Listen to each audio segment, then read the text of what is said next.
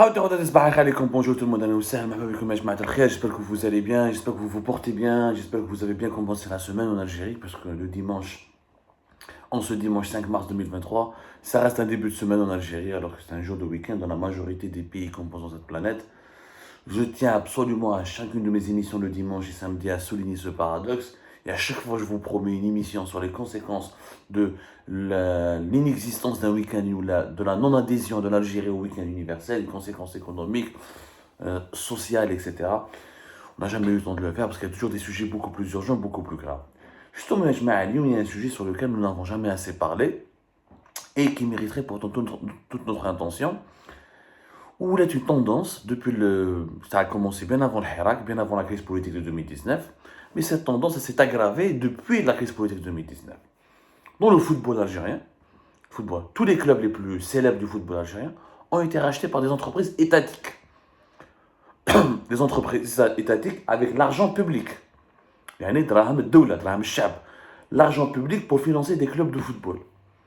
Alors que le pays accuse encore un sous-développement technologique et économique important, alors que ces entreprises étatiques ne sont pas prospères, elles vivent chacune de ces entreprises d'un certain monopole, elles ont des mauvais bilans économiques, des mauvaises performances. Au lieu d'investir dans le développement de leurs activités économiques ou dans le développement du pays, elles vont investir de l'argent dans le football.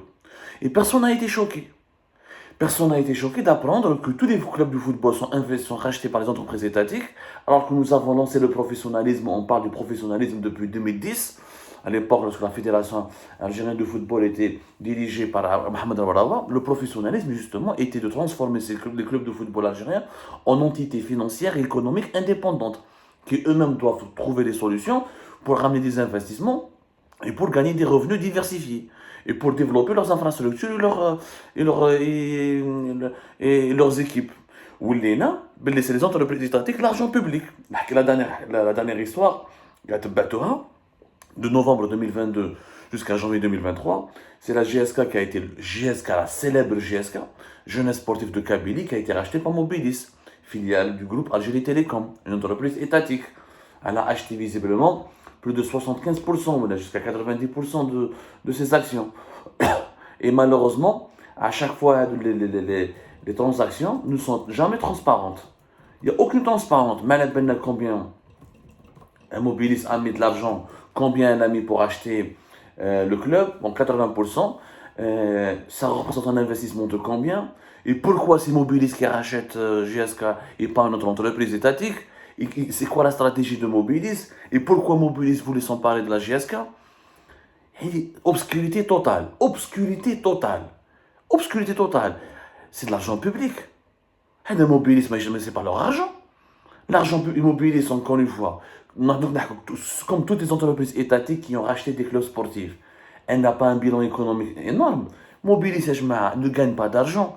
Mobilis, elle a été privilégiée et avantagée par rapport à ses concurrents Jay-Z et Ooredoo qui ont été sabotés durant l'époque de Imen Houdefroun de 2015 à 2020, lorsqu'elle était ministre de la Poste et des Télécommunications, pour s'offrir un bon bilan, pour un bon bilan économique et pour continuer à rester au pouvoir et plaire et taper dans les yeux, taper dans l'œil du clan Bouteflika.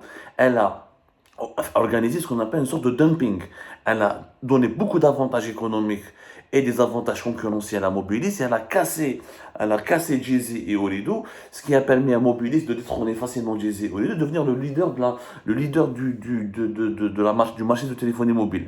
Le marché de la téléphonie mobile qui est en crise en Algérie depuis 2019-2020.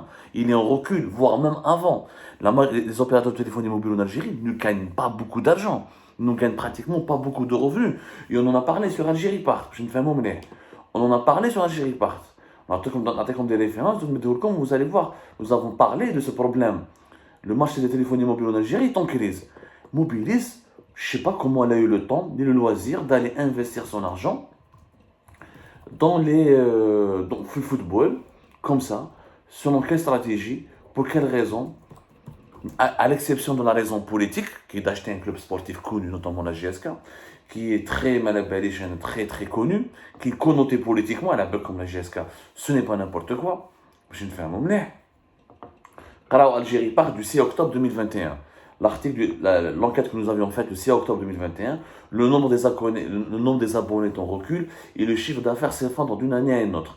La grande dépression de la téléphonie mobile en Algérie. Il y a une grande dépression. Il y a une grande dépression, oui, les abonnés, comme les chiffres d'affaires des opérateurs de téléphonie mobile, reculent.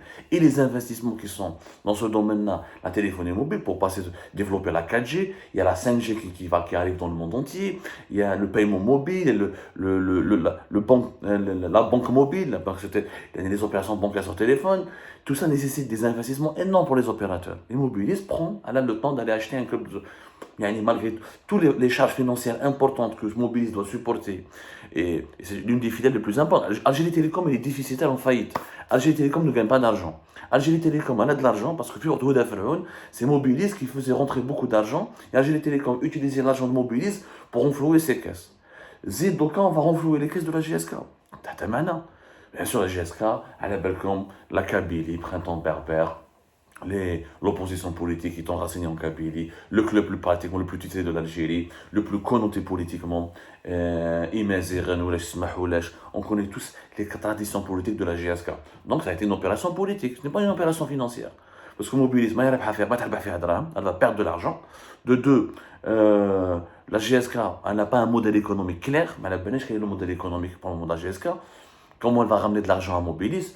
De trois, les défis sont énormes. Le football algérien est encore déstructuré. Il n'y a pas encore de professionnalisme. Donc, c'est quoi l'intérêt d'investir dans la GSK? Aucun. C'est un intérêt politique. C'est ce qui s'est passé.